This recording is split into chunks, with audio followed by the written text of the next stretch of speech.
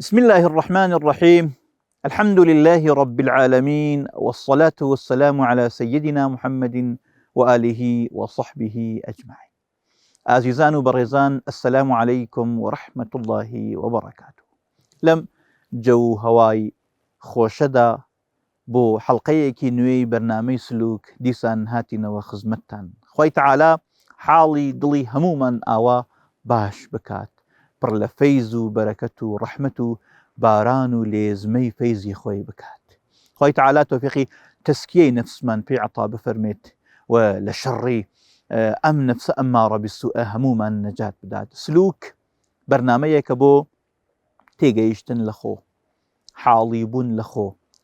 گەیشتن بەخوا و دۆزینەوەی ڕێگەی چوون بۆ لای ڕزایەتی خوا. و لەم هەستیەدا شتێکی پڕوپێچتر لە نەفس خوای تەعالا خەڵقی نەکردووە، و لەم هەستیەدا شتێکی گەورەتر لە نەفس خوای تەعالا خەڵقی نەکردووە. نەفسی ئینسان و ڕۆحی ئینسان هەم نەفس هەم ڕۆح، و بەتایبەت بەحسی نەفس کە ئێمە بەحسی نەفس ئەکەین، چونکە ڕۆح نەفخەیەکی ڕەبانیە. نەفسی مرۆڤ لە هەموو ئەم هەستیە کە تۆ تەواشای ئەەکەی گەورەترە. گەورەئی منزور معیاری مادی نییە. ئەم عاڵەمی مادەی ئێمە عاڵەمێکی بچکۆلانەیە کە ئێمە تعبیری لێ ئەدەینەوە، بەڵام لە عەزەمەتی واقعیدا نەفسی مرۆڤ لە هەموو شتێک گەورەترە. کەواتە برای بەڕێز و خوشکی عەزیز، هەر مرۆڤێک بتوانێ خەریکی پەروەردەکردنی نەفس بێت، هەر مرۆڤێک بتوانێ خەریکی ئەوە بێت کە نەفسی بناسێ، بدۆزێتەوە، عیبەکان و مشکڵەکانی دانەدانە دەربێنێ، بزانێ لەکوێیە تەکەبوری کرد، لەکوێیە بێئینسافی کرد، لەکوێیە گەرەکی بوو قین بکا لە نەفرێک، لەکوێیە خەریکی ڕیاکاریە. ئەم مرۆڤە ئەتوانێ بڵێ من گەورەترین شتی هەستیم دۆزیوەتەوە.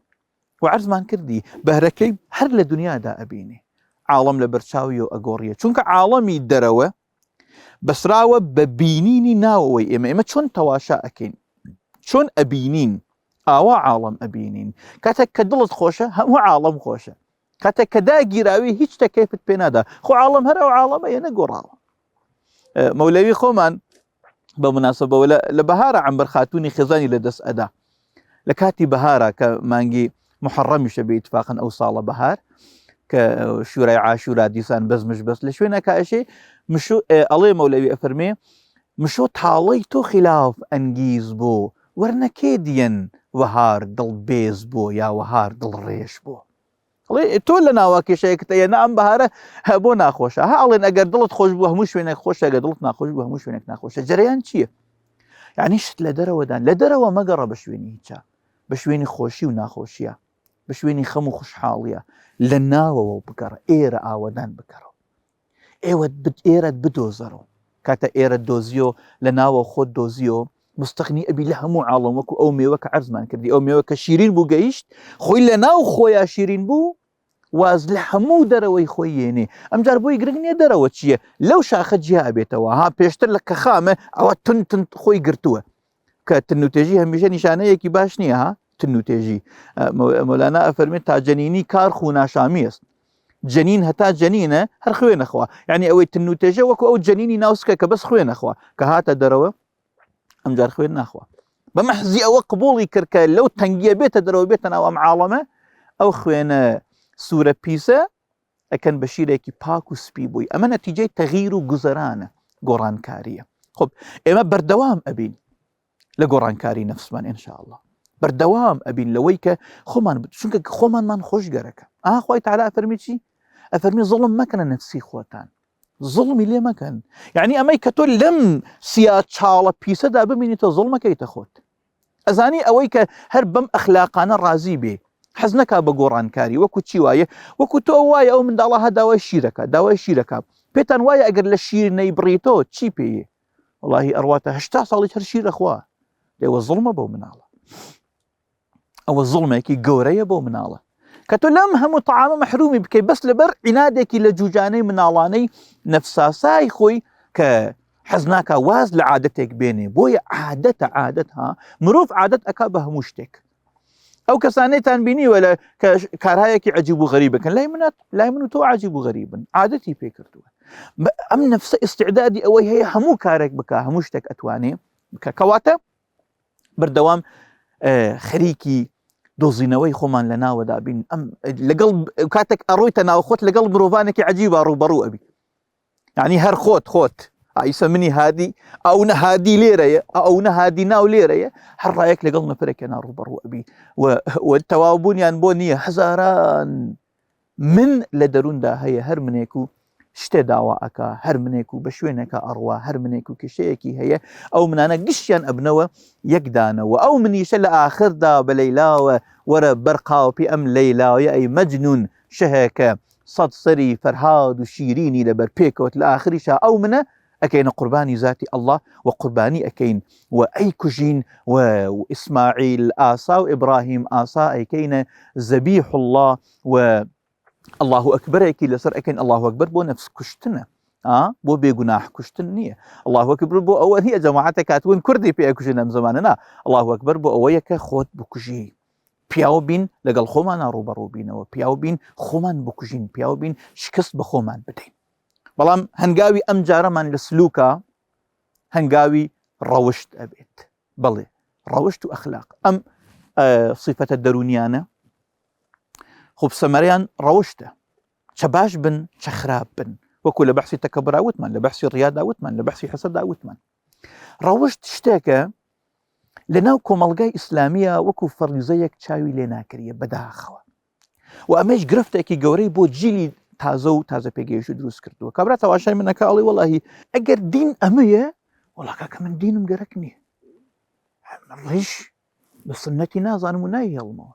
نوێژ هەر ناخوێنم نسڵی ئەمڕۆواڵێ ئەڵێ ئەم پیاوانی دینە تنوتێژی زیاتر نەبی هیچیان تیان نابین کابرا هەیە نوێژی نافەوتێ بەڵام من ئەزانم لەگەڵ ژن و مناڵەکەی چۆن ئەجۆڵێتەوە کەواتە دینم ناوێ ئەمڕۆ ڕەوشت وەکو فەریزەیەک سیر نەکراوە وامان زانیوە زۆرمان پێ سەختە ئێمەی ئەهلی دین کە نوێژێکمان بفەوتێ زۆر باشە زۆر باشە کە لەسەر نوێژ سوورین بەڵام هیچ گرنگ نادەین لەگەڵ ژن و مناڵەکەمانە ڕەفتارمان چۆن بێت هیچ بۆمان گرنگ نییە لەگەڵ ڕەفیقەکەمانە ڕەفتارمان چۆن بێت هیچ بۆمان گرنگ نییە عەداڵەت و ڕەفتار و ڕەوشتی ناوبازارمان چۆن بێت کار و کاسبیمان چۆن بێت نەخێر برا بەڕێزەکەم پێغەمبەر صلی الله عليه وسلم لە دوو حەدیسە زۆر عەجایب بەحسی ڕەوشت ئەکات یەکێکیان ئەفەرمێ تەوسیفی فردەوسەکان فردەوس باڵاترین پلەی بەهەشتە ئەفەرمێ ئەزانن خەڵکی بەهەشت چۆن تەواشای ئەهلی فردەوسەکەن عەرزیەکەن نەخێر قوربان چۆن تەواشایەکەن پێغەمبەر صلی الله عليه وسلم ئەفەرمێ چۆن ئێوە تەواشای ئەستێرەکان ئەکەن ئەستێرەکانی ئاسمان خەڵکی ئەهلی بەهەشتیش ئاوا سەیری ئەهلی فردەوسەکەن زۆر عەجیبە زۆر بەرزە فەرمی قوربان ئەو پلە و پایە هی کێیە هی مجاهدەکانە هی ئەولیایە هی کێ ئەفەرمی لئەحاسینیکم ئەخلاقا بۆ ئەوانەیە کە لە هەموو کەسێ ڕەوشتیان بەرزترە بۆ هەموو کەسێک بۆ ئەوانەیە لە هەموو کەسە ڕەوشتیان باشتر و بەرزترە ڕەوشت بەرزی ئەیان باتە ئەو پلە و پایە بڵێ چ معنایەکی هەیە تۆ لە مزگەوتا سووربی سونەتەکانت نەفەوتێ بەڵام ژنەکەت بەدەستەوە ناڕازی بێ چ معنایەکی هەیە تۆ خۆشکی بەڕێزم سنت بخوێنی نوێژ بخوێنی بەڵام بەگوێ ئەوە نەکە ینی هیچ گوێت شلی ئەوە نەبێ کە مێردەکەت لێت ڕازیان ناڕازیت تۆی باوکی ئازیز تۆی دایکی ئازیز تۆی بازاڕی تۆی معلم تۆی مامۆستا بەلاتۆ گرنگە کە لە دینە فەرز و سنت کامەیە حرام و مەکروه کامەیە زۆر باشە زۆر مبارەکە ئەمە بەڵام گرنگ نییە بەلاتۆ کە خەڵکی چۆن لە دەرەوە سەیرەت ئەکەن چۆن دین ئەنوێنی بە ئەوان تۆ نوێنەرێکی دینی تۆ کە کڵاوێکت ناوەتە سەر ڕێژێکت هێشتووەتەوە وتم کابرا تەواشاکە ئەڵێ ئەمە مامۆسایی نییە یعنی مامۆسا ئاینە کە ئەمە مامۆساکەیەتی کە زمانی چییە كذاب ملعون فاسق منافق كافر مشرك الله بيفوتيني الله نازانم چی اما ادبياتك والله عينك اما ادبياتي بي بس هر بياسر بري روش چونه پیغمبر صلى الله عليه وسلم چون جولاوته اما حديثي اوله كافرمي فردوس بو برستريني اخلاقي ايوي لحديث كتري صحيحه افرمي اوتانا لقيامه لمن نزيكتره كروشتي لها مكسب باستر بۆیە كرامتي إنساني مسلمان أخلاقيتي هاد كابرالين بيا إخوة وزين كرامتي أنا بفر بهوادا ونظرم أقرب أخوانا خير أنا كرامتي تو أخلاق وروشتي تو نوينري تو أخلاق وروشتي تو أخلاق وروشش لوقت تنقو تجيار وأداها كابرا بتو الله سلام عليكم دخلتو حد أبي بلي عليكم السلام نا كابرا بتو جوين أدات كابرا بتو الله مصان رياكار بحسي الريا ما انكرها شي الله مالكي كوري دينار أفرمي جاري كان لبصرة دا أروج جنك دلاقي كردوتي أي رياكاركي بصرة أنت كابرايكي بس بور ريا مالكي كوري دينار أو عظمة أمته يكك لقورترين أولياء زماني خوي أي رياكاركي بصرة كاتك نفرق بمن الله رياكار اگر زور بياو بم يا اگر بم هوي ناو سمعيكي باش دركم الله مدي خوا جزاو باتو بلام لدلا وقت خوم بخوم او اگر امسوت يعني مالكي دينار بزردخنيك وافرمي مرحبا او كيبو او ناهو راسقيني من بو اول جار وتكلا بصرة تايسا ناوي الناد نداو تنيا كسك امرو ناوي مني بناوي خوم بانكر وبي وتمرائي ومرائي او جنبو همو كسي من ببياوي باش ازاني تنيا او جنب من اناسي جريان تياها وتمان بيشتر خوي لنا خويا خوي بالرياكار ازاني روشت تشونه لكاتي التنوتيجية كاتك نفر جنيوت بأدا ادفع بالتي هي أحسن خوي تعالى فرمي ادفع بالتي هي أحسن كاتك خرابت بأكن باشبك بياوتي أوي أنا عرزم كردي كابرايك باشت بأكا بياوتي نتوج باشي بيبكيتو هل جزاء الإحسان إلا الإحسان ادفع بالتي هي أحسن فإذا الذي بينك وبينه عداوة كأنه ولي حميم فإذا لزمان عربية بو مفاجئية بو كتوبرة يعني أجرتو بردوام روشتت أوبي أخو نك تصنع بكي نك تظاهر بكي روشتت أوبي كسك خرابت بأكاتو باشي بكي بدل خرابت بأكاتو باشي بكي أو كسيك لنواني تو أو ججمني هي كأنه ولي حميم أبدا دوسيكي سميميت رفيقك النزيكت كابرا هي معناه قصي خوي نازاني الله والله من لبرابري خرابي أو باشم كرت بلا مهرنو بدوسكم استغفر الله العياذ بالله يعني قرآن دروك العياذ بالله نا قرآن كاركت بي الله بيك أم كارت درنجة نتيجيكي هي بزاني لشوينك خلاليكت هي بزاني بو الله مخلاليكت هي چونك ايما الزور جار حتى روشت القرآن كان من بناوي دينو فوتانوه هذا ما يكوتم هي بناوي ما مصي آينو بأهل دينو يكسر أم وردي زواني ملعون وكذاب وفاسق ومنافقة الله بي الله نجين مدى خون بينيهم بشايخهم الله والله من جوين يك جوينيش منداو يك جنيه ومنداو أمانة همو ألفاظ شرعين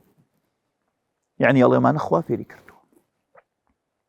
يعني أمانة خوابة من دستوري داوا بكون أو أم خلقه بملعون وبفاسق وبكذاب لحالك حزرتي رسول الله صلى الله عليه وسلم كأفرمي له هيج كزردخنين أشارتوا ولا برانبري جنيوي يهودو نك جنيوي نأدا ني اهيشت خزاني شي جنيو بدات كاتك اشتاك اقوما جماعتك كارك يعني اي فرمو ما بال اقوام يفعلون كذا اريو بو جماعتك وكار غلطانا اكن نيا فرمو او منافقان مدينه بواكن او ملعونان بواكن ما بال اقوام يفعلون كذا لحالك في غمر صلى الله عليه وسلم هرتشيكي شي بكر داليان ورقر باخلاقه بروشت بو اما خليكن الاخلاق الديني بناوي دينو سو استفادة أكين تواشاكن أفرمي كاتك لجماعتك قصي خرابيان بي الله أهل إيمان يكي لروشت أنوي الله سلام عليكم وإذا خاطبهم الجاهلون قالوا سلاما كاتك جاهل قصيك بي أكا أمانش الله سلامة إسا أبيني دون فرق سأكن باشا نفرك عن قصيت النتيجة أويتر الله وإذا خاطبهم الجاهلون قالوا سلاما أذاني شو القرآن من بفيرو داوة إيمة قرآن نافرمي بوتر فبلي أي جاهل سلام عليكم نا قرآن الله أجر نفرك جهلي بيكردي وخرابي بيكردي تو بدليكي باكو بلي سلام عليكم نقبة جوريكيش حتى بيبقيني كأهاتو جاهلكي من باشكم نا هل بدل بلي كاك سلام عليكم والله من حزب بشرناكم شنو كيك لو أخلاق برزانة أوية إنسان دقت كان بما كشنك لكم الجاية مدانية إنسان نابي لصر حق دي بيت بكا بتنصيرها باور بكا إنسان نابي لصر حق جدل بكا لصر باطلك وهيش حال أصلا بحسي هنمك بوشي بيغمر صلى الله عليه وسلم أفرمي من ضمانتي مالك أكم في ربض الجنة لو وصتي بهشتها بو أو كسيواز لجدل وديبيت يعني ولو كان محقا أقل لصر حق يشبو يعني من قصيك أكم حقيش ما ادي ورا ديبيت بكنها قديم لك والله انا من الله ادي ورا بزانم كده رقتي منتي ورا بعد ديبيت كن لفلان شبكه لفلان شاشه لفلان تلفزيون شبكه بين فرمين من ضمانتي او مالك كم لبهشت ابو هركس واز لجدل بيني اقر حتى لصر حقي بألبط لبري وقتها هي جدل لازم لبرك مواردي استثنائيه وكو عزتي اسلام كوي تختر وكو رون كدنوي حقك اوش تانا بلام جدل ونزاع وكيشه وديبيت هيك حلناك اما انا روشتي انساني مسلمانين كواتا براي برزم لسلوكا ئێمە کاتێک خەریکی پەروەردەکردنی نەفسمان ئەبین و دەروونمان ئەبین نابێ ئینسانێکی تن و گرژ و گرژمان لێ دروست بێت ئینسانێکی قسە تن قسە تاڵ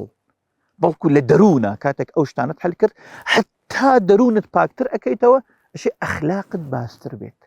ئەشێ ڕەوشتت باشتر بێت ئەشێ باشتر بجۆڵیتەوە نەرمتر بجۆڵیتەوە پێغەمبەر فەرمی صلی الله عليه وسلم خوای تەعالا موسڵمانی نەرمونیانی خۆشگەرەکە مسلمانی نەرمونیان وەختی وا هەیە ئەفەرمێ بە ئەخلاق و بە ڕەوشت ئینسان ئەگاتە پلەیە کە هیچ وەختە بە عیبادەت ناگا پێ بە ڕەوشت ئەفەرمێ ئەگەیتە پلە و مەقامی ئەو کەسەی کە بە شەوا ناخەوێت تا بەیانی نوێژە خوێنی و ئەو کەسەی کە بە ڕۆژا ڕۆژوو ئەگری جا فایدەی چییە تۆ ڕۆژ بگری نوێژ بخوێنی عیبادەت بکەی ذکر بخوێنی بەڵام لە دەرەوە ڕەوشتت پیس بێ بە ڕەوشتت تون بێ لەگەڵ خەڵکا قسەی باش نەکەی لەگەڵ خەڵکا خراپ قسە بکەی و بە ڕەوشتی خراپەوە لەگەڵ خەڵکا بژۆڵیتەوە بە تن و تێژی لەگەڵ خەڵکا بژۆڵیتەوە نوێژ و ڕۆژوەکەت بۆ خۆتە بێ بەڵام ڕەوشتەکەت بۆ دەرەوە ئەبێ بۆ خەڵکە بێ بۆ مرۆڤە بێ کەواتە هاوکات لەگەڵ ئەوەیدا کە ئێمە دەروونمان پاک ئەەکەینەوە بیرونیشمان دەرەوەیشمان و ئەخلاقیشمان ڕەوشتیشمان تحت تەئسیر قرارەگرێ و ئەسەر ئەبینێ و ئەبێ گۆڕانکاری بەسەریدا بێ تکات لێ ئەەکەم بەر لە هەموو شتێک لەگەڵ بنەماڵەدا لەگەڵ نزیکانی دەرەجە یەکی خۆتا باشترین ڕەوشتمان ئەشێ ببێت تەڵسی ئەەکەم بە خۆم و بە هەموو کەسێکیش ئێمە بڕێکمان هێن بۆ هەموو کەسێک میهرەبانی قسەمان خۆشە بە پێکەنینین بەڵام بۆ ژنی و مناڵەکەی خۆمان نە کابرا هەیە لەگەڵ هەموو کەسێکا بەینی خۆشە لەگەڵ کوڕەکەی خۆیان نە لەگەڵ هەموو خانمێکا باش ئەجۆڵێتە لەگەڵ خێزانەکەی خۆیان نییە خانمی وا هەیە لەگەڵ هەموو کەسێکا سەر و زمانی خۆشە لەگەڵ پیاوەکەی خۆیانە ئەی تۆ ڕەوشتت بەکاری ئەمان نەیە بەکاری کێتێ و بەتەمای بچیەوە بڕۆیتەوە بۆ لای خوای تەعالا و چۆن خوای تەعالا لە خۆت ڕازی بکەی هەر بەمە کە نوێژم خوێند شەو نوێژم خوێند بەڵام لەولاوە لەگەڵ خەڵکی خوادا خراپ جوڵامەوە نا ئەسڵەن و ئەبەدا ئەوە ناکرێت دوای ئەوە لە محیتی کارتا کاتێک ئەڕۆیتە ناو بازار ئازیزەکەم تۆ نوێنەری پیاوێکی مزگەوتیت تۆ کاسبکارێکی کە ئەڵێن جەماعەتی نافەوتێ واللهی ئەگەر تۆ دەست پاک بی چاو پاک بی بە ئینساف بی لە معامەڵەدا پاک و خاوێن بی خارج لەوەی کە ئەمە کەسبێکی گەورەیە بۆ لای خوای تەعالا نانێکی حەڵاڵیشە بۆ سەفرەکەی خۆت هەموو ئەو گەڕەکە عاشقی مزگەوتەکەی هەموو ئەو گەنجانە عاشقی مزگەوتەکەی تۆ نوێنەرێکی باشی بۆ مزگەوت ئەڵێن ئەم کەسە ئەڕواتە مزگەوت جەماعەتی نافەوتێ جمعەی نافەوتێ دەمی ها بزیکرەوە تەسبیحەکەی ها بدەسەوە هەمیشە سەڵاوات ئەدا ئەها کەس ناخڵەتێنێ ئەها بەڵام لەولاوە ئەڵێ وەڵای کاکە هەرچی حاجیە دەستم ئەبڕێ و هەرچی حاجیە گرانفرۆش و هەرچی حاجیە چییە وەڵای کاکە ئەمە دیارە ئەم دینە شتێکی هاتیە خۆ وان نییە و خەڵکیش ڕاست ناکە ئەزانی بۆ چونکە کاتێک دەوڵەمەنێک قسەی خراپ بڵێ هیچ کەس ناڵێ وەڵاهی ئەم پارە شتێکی پیسە دۆڵەمەنی شتێکی خراپە ئەڵێ نەبا بەوە کێشەی خۆیەتی چ ڕەبتێکی بە پارەوە هەیە ڕقی ناکەوێت لە پارە ڕقی ناکەوێت لە دۆڵەمەن ڕقی لەو کەسە ئەکەوێ بەڵام ئێمە نابێ بیان و بدەین بەدەست دژمنانی ئەم دینەوە ئەم جار ڕەوشتێکی گەورە لەو ڕەوشتانە کە زۆر زۆر لەگەڵ ئینسانی موسڵمانە ئەمێنێتەوە لە دنیا و لە قیامەتەوە بەهرەی گەورە ئەبێ ئەدەب ئەدەب لەگەڵ کەسێک هابە و بەگوێی کەسێ بکە کە ئەدەبت فێرەکا بە تایبەت لە دینە ئەگەر مرۆڤێکی بێدین ئەگەر مرۆڤێکی دوورە دین فێری بێئەدەبیت ئەکا لێی ڕاکە بەڵام ئەگەر مرۆڤێکی دیندار و بە ناوی دینەوە فێری بێئەدەبیت ئەکا هەزار جار لێی ڕاکە هیچ وەختە گوێ مەگرە بۆ کەسێک فێری بێئەدەبی بە عولەمات ئەکا بێخەم بەرامبەر بە عولەما زمانی بازە بەرامبەر بە پێشێنیان زمانی بازە ئەتوانێ قسە بڵێ حتا العیاذ بالله هەیە لەناو ئەهلی دینە بە سەحابە قسە بڵێ بە تابعین قسە بڵێ بە عولەما قسە بڵێ بە هەر کەسێکی تر قسە بڵێ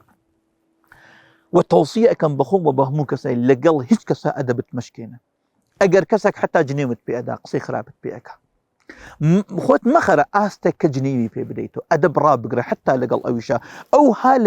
ئەو هالە پیس و پوخڵیەکە ئەژی ئەو هالە ئاستێکی زۆر پیسی ئەم خوارەدا ئەژی کە ئەخلاق و ڕەوشت و بێئەدەبی دوور لە ئەخلاق و ڕەوشت وای لێ کردووە کە بێئەدەبی لە خزمەتەن وەکو حیوانێک سەیرەکە هیچ وەختێ خۆت ئەو نە ئاستی خۆت نزم مەکەرەوە مەیە نەخوارەکە توش وەکو حیوانێک بیت وەکو ئینسانێک سیر نەکەی بتوانی هەرچی بەدەم تایە وەکو ئەو پێی بڵی بۆیە ئەدەب بپارێزین لەگەڵ دایک و باوکە لەگەڵ گەورەکانمانە پێشتر ئەدەبێکی یەکجار گەورە لە بنە ماڵەدا بوو حتا مناڵ نەی ئەتوانین لای باوکیە پای ڕاکێشی پێشتر لە ناو مامۆسا و تەڵەبەکەیە ئەدەبێکی زۆر گەورە بوو ئەمڕۆ لە زانکۆکانە ئەدەب نەماوە گەورە بچکۆلەی ئەدەب زۆر کەم بووەتەوە لە ناو بنە ماڵەکانە ئەدەب کەم بووەتەوە حتا ئەبینی قسە ئەوتر بە دایک بە باوک کابرا زۆر تن و توش لەگەڵ باوک و دایکی خۆی ئەجۆڵێتەوە نەخێر ڕەوشتی ئینسانی مسلمان وەکو نگینی ئەنگشتەر و گلکەوانەی ئینسانی مسلمان وایە ئەدرەوشێتەوە یا زاق لە ناو چاوە ناشرینە ئێمە بەم ئەدەبمانەوە ئەناسرین بەم ئەخلاقەوە ئەناسرین و ئەخلاق سەمەرەی عیبادەتە عەرزم کردی ئەخلاق سەمەرەی عیبادەتە ئینسان بۆ ئەوە عیبادەت ئەکات تا ئەوەی کە دەرونی خۆی پاک بکاتەوە ڕەوشتی باش بێ و ڕەزایەتی ذاتی حەق تەعالا بەدەست بێنێ ئینسانێک کە چەندها ساڵە نوێژی نافەوتێ بەڵام ئەم نوێژ نەفەوتانە نەبووەتە هۆی ئەوە کە ئەم پیاوە نەرمونیان بکات پێتان وایە قرار لە قیامەتە چی پێ بکە ئاخریمە وەمان زانیوە ئەم دنیا لەگەڵ ئەو دنیا بڕێ فەرقی هەیە ئەم دوانە یەکێکن یعنی چی یەکێکن تەواشاکەن دینە کە نەتوانێ ئاگری شەهوەتی من بکوژێنێتەوە لە قیامەتە ئەتوانێ ئاگری جەحەنەمی بۆ من بکوژێنێتەوە ناتوانێ دینە کە نەتوانێ ئەم نەفسەم زەلیل بکە لە قیامەتە ئەتوانێ ئاگری جەحەنەمم بۆ زەلیل بکە ناتوانێ دینە کە نەتوانێ ڕەوشتی من بگۆڕێ ڕەوشتی من نەرمونیان بکە ئەخلاقی من بەرز بکاتەوە و من وا لێ بکا کە لە ناو خەڵکدا پێم بڵن بنیامێکی بێ ئازارە نەک فەقەت بێ ئازارە نەفعی هەیە بۆ عاڵەم لە قیامەتە بەتەمای من سەر بخا نەخێر بۆیە هەر ڕەوشت مدرکێکی گەورەیە کە ئەم عیبادەتانە چ تەسیرێکیان بۆ قیامەتی ئێمەش ئەبێت یەکێک لەو گەورەترین ئەزمونانەی کە ئێمە لەسەر عیباداتمان ئەکرین ڕەوشتمانە ڕەوشتی پاک نیشانەی ئەوەیە عیبادەتەکە تەسیری کردووە ڕەوشتی باش نیشانەی ئەوەیە کە ئەم عیبادەتی منە لەسەر ئەخلاقیات و سلوکی من تەسیری بوو ئەنا من نوێژ بخوێنم ڕۆژ بە ڕۆژتر و تێشتر بم باز هەم لازمە بگەڕێم و تەفتیشە بکەم ئەم نوێژە خلەلێکی هاتیە ئەم نوێژ خوێندنی منە جۆرێکە کێشەیەکی هەیە کاکە بۆ نەیتوانی و ئەخلاقی من بسازێنێ بۆ نەیتوانی و ئەخلاقی من باش بکات بۆ نەیتوانی و نەرمونیانی بە من عطا بکات حتمما خلەلێکی هەیە و ئەو نوێژەی کە لە دنیادا بەهرەم لێ نەدیوە زۆر مەترسی هەیە کە لە قیامەتیشا بەهرەی لێ نەبین ئێمە گەرەکمان نییە بڵین نوێژی کێ قبول و کێ قبول نییە ها دیسان ئەمە نەبێتە هۆی ئەوە بڵێ مامۆستا بۆ بەحسی کرد تەواشاکەم وەڵا فڵانە کەس ئەخلاقی تونە بەخواتە نوێژەکەشی قبول نییە نانە بەر لە هەموو شتێک من بەحسم بۆ کردی واز لە خەڵک بێنە هیچ وەختە خەریکی قزاوەتکردنی خەڵک نابین ئێمە بە ئەمە محاسبەیەکە بۆ خۆمان ئەخۆمە بڕێ وەخت شتەکان تێکەڵەکەین ئەوەی کە ئەرکی منە بەجێ نایێنم ئەرکەکەی تۆ بەسێنم تۆ خەریکی ئەرکەکەی من بەجێێنی تۆ ئەشی حسن ظنت بە من ببێ و من ئەشێ لەگەڵ خۆما سوئی ظنم ببێ بەڵام من بەرعکسمان کردوێتەوە من بە تۆ سوئی ظنم هەیە بە خۆم حسن ظنم هەیە ڕەوشت ئەوەیە کە من بە معنای ڕاستەقینە باش بم یانی چی معنای ڕاستەقینە باش بم عەرزم کردی ئەگەر تۆ بگەڕیتەوە بۆ ناوەوەی خۆت و خەریکی پاککردنەوەی دەرونی خۆت ببی ئیمکانی نییە بەردەوام ئەم کارە بکەی ڕەوشتت نەرم نەکام ناکری ئینسان بەردەوام نوێژ بخوێنێ و بەردەوام خەریکی نوێژ خوێندن بێ و لە معنای حقیقەت و باڵتنی نوێژ تێبگاکە وەکو وتمان بەڵام ڕەوشتی خراپ بێزانن بۆ تەواشاکە نوێژ بەشی تەواوە بێ ئەمە زۆر وتووە السلام عليكم ورحمة الله وبركاته أما آخرين نوێژە ئەمە تەحلیلە وانە هەتون الله أكبر تحرمە السلامش تحليلي نوێژە يعني تەواوی تر نوێژەکە تەواو بێ ئەو شتانی کە لەسەرت حرام بوون حلاڵە بن السلام عليكم ورحمة الله وبركاته يعني چی يعني کە نوێژت تەواو کرد سەلامە دەیتەوە يعني بە دەور و بەرەکەت بە هەمووان ئەڵی سڵاوی خواتان لێبێ سەلام ناوێکی خوایە يعني ڕەحمەتی خواتان لێبێ يعني من ئاواتی هێمنی و سڵح و سەفا و ئاسایش و بەرەکەتم هەیە بۆ ئێوە و ئینسانی مسلمانیش منافق نییە ئەوان نییە بە زمان شتێک بڵێ بە دڵ شتێکی تر بڵێ كواتا أمني وجوام لي أكاد دويني ويش الروم بناو بازار السلام عليكم ورحمة الله وبركاته أنصلاوه كش درشمي إما يبوها مشوينك كاتك أروم لنا فرق سلام عليكم يعني شي ترقت لك أبرا في الله سلام عليكم يعني تركيكم نالم تركيك بلكو أليم ورده جخت بك لقل خوتا كاتكتو بكابرا الله سلام عليكم بدلش هر سلام عليكم أو تخوازي سلامي بو بينا أو تخواني صلح وسلم بركة ورحمة عسايش هيمني بو بك بو يا برايم سلمانم اگر ئێمە هەروە بەردەوام بین بإنصاف بین دەم درێژ بین خوانە خواسە قسەتن بین ڕەوشت نزم بین و بەردەوامیش لەم لاوە خەریکی عیبادەت بین نابێ شەیتان حیلەمان لێ بکا بڵێ کاکە وەڵی عیبادەتەکەت تەئسیری نییە و بیفەوتێنە لای بە نە هۆشت بێ نوێش خوێن بیت بەڵام ئەخلاقەکەت خراپ بێ ئەوە باشترە تا نە نوێش خوێن بین ئەخلاقەکەت باش بێ بەڵکو چی بکەن ئینسانی عاقڵ بیرەکاتەوە کەواتە ئەم نوێژە و ئەم عیبادەتە خەلێلێکی هاتیە ومن كيشيكم هيكاك أريبوات نوتيش أصلا بو جوين أدا عزم كردي أويك بناوي دينو جوين أدا والله أوي ترزور سخت حالي بكي سنك هميشة قورترين زربة لدين لتولي تاريخ أوانا داويانا كبناوي دينو جنويان داوا خلق يان كشتوا خوين يان رشتوا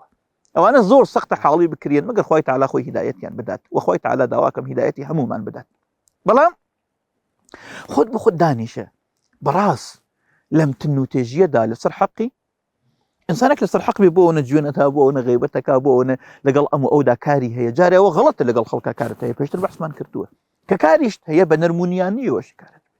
أنا روشتك هي نرمونيان خب دانيشة أم روشت نرمونيانية أم عبادتي من حتمن كشيكي هاتيا خلاليكي هاتيا من لشوينك أخواي الرحيم ورحمن من ناسيوه خوايك بزئي هي بم همو خلقه بالرحمة سيري همو مخلوقات أكاد بۆ چی لەسەر چی من ناتوانم لەسەر لەگەڵ ئەم خەڵکەدا بەڕەحم بم نەرمونیان بم بەباشی بجۆڵمەوە لەگەڵیانە کەواتە کێشەکە ها لە تەعامڵی من لە عیباداتە ئەگەر مرۆڤ بێت ظاهری عیبادات برازێنێتەوە گەرەکمە بابزانین سلوک چەنێک هەنگاو بە هەنگاوە بە دقت هاتوونەتە پێشەوە ظاهری عیبادات برازێنێتەوە بە شریعەت سنتەکانی پێغەمبەر صلی الله عليه وسلم جێبەجێ بکە لەگەڵ ئەوەدا لەبارەی پێغەمبەر و ئەخوێنێتەوە صلی الله عليه وسلم کە ئینسانێکی نەرمونیان بوو